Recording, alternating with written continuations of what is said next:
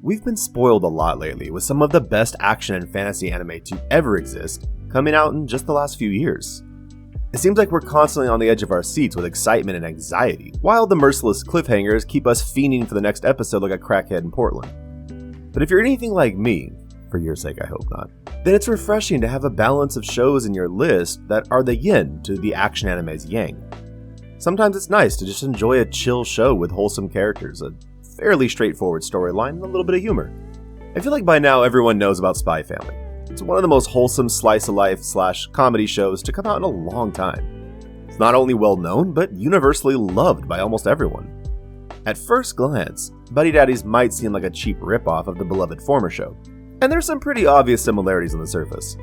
Two super secret spies/assassins end up adopting a munchkin that both enriches and complicates their lives, while trying to find a balance between work and caring for said munchkin. There's cool action, zany antics, laughs, and general adorableness. But that's where the similarities end. You see, there's some stark differences in the depth of both the story and the characters. Rei and Kazuki are assassins with high-profile targets, and their missions feel more like elaborate heists and are genuinely exciting and fun. Kind of like Ocean's 11, but if you ordered it from Wish. Meet Rei. His hobbies include playing video games, working out, smoking, a soft spot for strays, being a god-tier assassin from a noble assassin family, and being torn between family duty and wanting to get out of the business to live for himself. Meet Kazuki, the semi-responsible adult who loves to cook, the planner and brains of the duo, who's afraid to get his heart involved after some pretty horrible work-related events. So he drowns his emotions in booze and gambling. Miri, the above-mentioned munchkin, is a typical needy 4-year-old who constantly gets into mischief, plays too much, is kinda bratty at times and throws tantrums when she's upset or tired, but is also really sweet and loving. People also sometimes complain about how annoying Miri is as a character when compared to, let's say, Anya from Spy Family. And there's some truth to that, but it's also missing the point of the show. For starters, while Anya is awesome and super adorable, Miri is a far more realistic depiction of a 4-year-old girl, especially one raised in a not-so-ideal environment. They're needy, hyper, carefree, and constantly get into trouble or throw tantrums. Spy Family is a comedy first and foremost, and aimed at a different, younger audience. It stays lighthearted and doesn't touch difficult or dark topics much. Buddy Daddies appears just as lighthearted and carefree at first glance, but it also tackles some more adult and darker themes, and tries its best to handle them in a realistic way that makes the characters and situations feel authentic, without making the more slice-of-life aspects of the show feel separate or cheap. Little details enrich the show with realism and organic humor, like the school moms thirsting over the young hot dads, or how you could slave over a meal for like 3 hours using only the finest imported ingredients, and they'll still prefer a bowl of cereal or microwave dinner. The characters are complex and deeply flawed, and as the story unravels and flashbacks are presented, we see the ugly side of parenting, from outright abuse and horrific trauma, to selfish abandonment, living vicariously, and forcing the parent's will upon the child. As you'd realistically expect of two assassin bachelors, Kazuki and Rei are obviously out of their league when it comes to parenting, especially a little monster like Miri.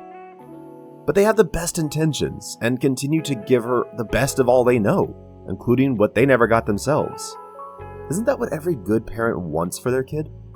To have all the experiences and things they never had, while protecting them from the things they did?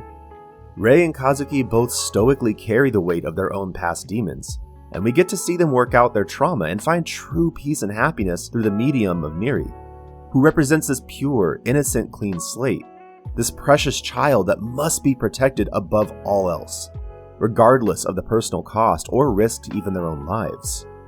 We see an inspiring growth in both our main characters, as well as some supporting characters, and there's so many great redemption arcs that leave the viewer satisfied and content. The show wraps itself up nicely in the end, and has one of my personal favorite endings to an anime. It feels complete, and yet leaves a possible door open for future stories to be told. The music is top-notch, and both the intro and outro songs made the playlist instantly. I know this is a random thing to like, but I love that the characters actually had different outfits, and not just their character uniform, like most animated shows have, where they wear the exact same outfit every single scene. All the adorable outfits from Miri made me almost want to have a kid, until about 1.4 seconds later when I realized I can barely care for my own disintegrating mental health and could really only afford to feed the crotch goblin mustard sandwiches. If you know, you know. Also, I know the purists are going to burn me the stake for saying this, but do yourself a favor and watch episode 6 in English dub. It's a beautiful dumpster fire in the best way possible. Why would you be shoplifting, Manny? Tell me. Because my papa's never taught me no right from wrong, you old piece of crap! Is it a perfect show?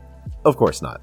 Even though the fight choreography at times is pretty decent, the gun physics often are bad enough to feel at home in like an 80s action movie.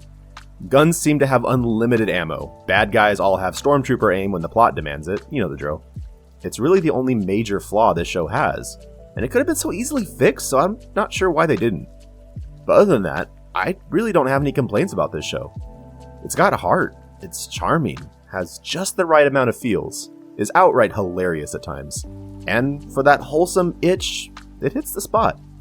So if you enjoy a fun, feel-good story with realistic characters, great character growth, cool secret assassin babysitters, and great music, then Buddy Daddies is for you. If you love this show or have a suggestion of a show you think is underrated, let me know in the comments. Don't forget to like and subscribe if you enjoy this content.